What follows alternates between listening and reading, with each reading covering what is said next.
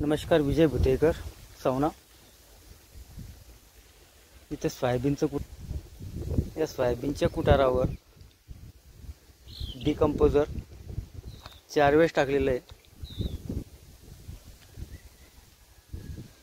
व Trichoderma NPK पण टाकून दिलेले आहे। त्या अशा प्रकारे कुजलं,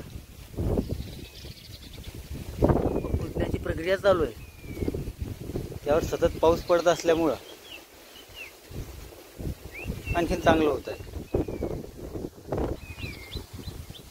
हे 2 एकरातील कुटार आहे व तो समोर गंज दिसतो हे 3 एकरातील आहे। तेथेच टाकं ठेवलेलं आहे। यामध्ये डिकंपोजर आहे।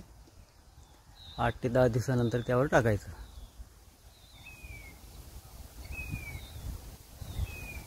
धन्यवाद मित्रांनो।